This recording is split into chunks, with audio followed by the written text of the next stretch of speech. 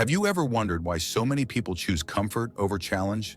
Why they settle for a life dictated by norms rather than carving their own path?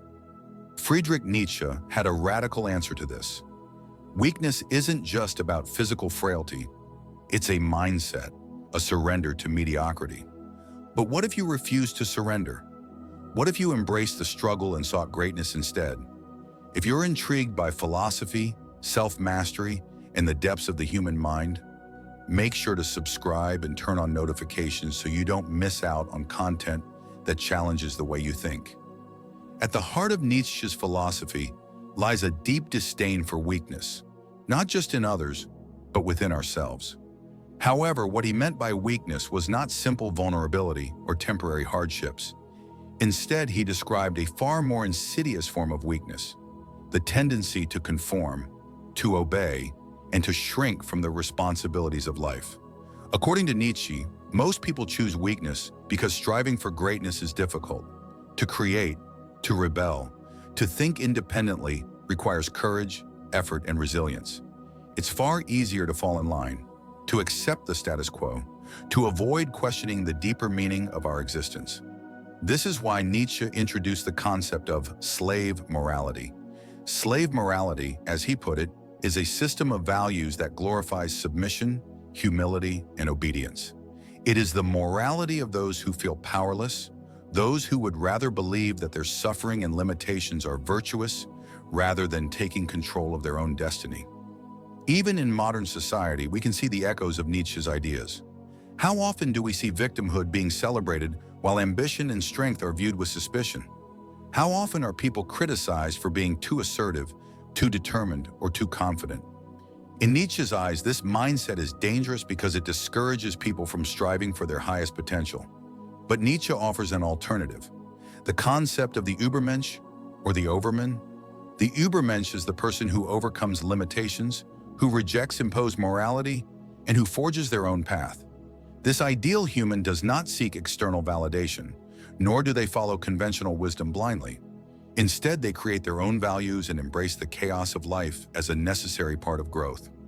But why is this so difficult? Because society conditions us to be followers, not leaders. From childhood, we are taught to obey, to conform, and to fear failure. Schools reward compliance, workplaces value obedience, and religions often preach submission over self-actualization. Nietzsche urges us to rebel against this conditioning. To live authentically, we must be willing to face our fears, break free from the herd mentality, and embrace discomfort as a tool for transformation. One of Nietzsche's most powerful ideas is Amor Fati, the love of fate. This means accepting every aspect of your life, the good and the bad, as something necessary for your growth.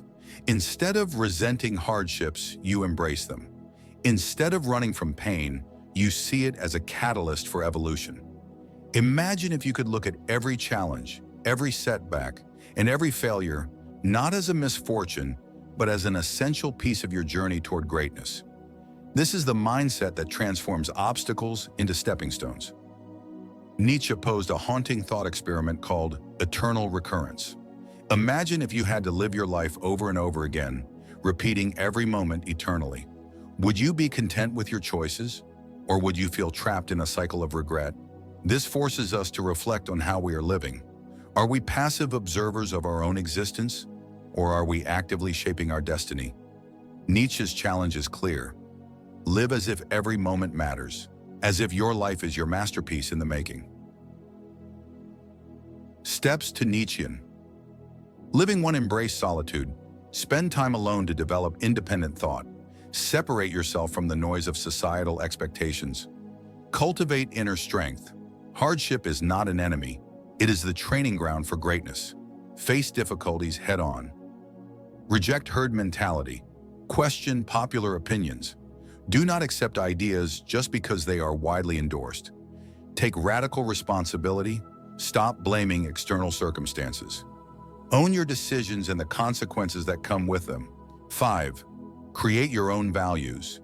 Do not live by the moral codes dictated by others. Craft your own based on deep introspection. Nietzsche does not offer an easy path, but he does offer a choice. Will you embrace your highest potential, knowing that it will demand struggle, loneliness, and self-confrontation? Or will you seek comfort in conformity, avoiding the weight of responsibility? The choice is yours, but remember, when you stare into the abyss stares back into you. If this video made you think, drop a comment below and let me know your thoughts. And if you haven't already, subscribe for more content that challenges your perspective. Until next time, keep questioning, keep evolving, and never stop striving for greatness.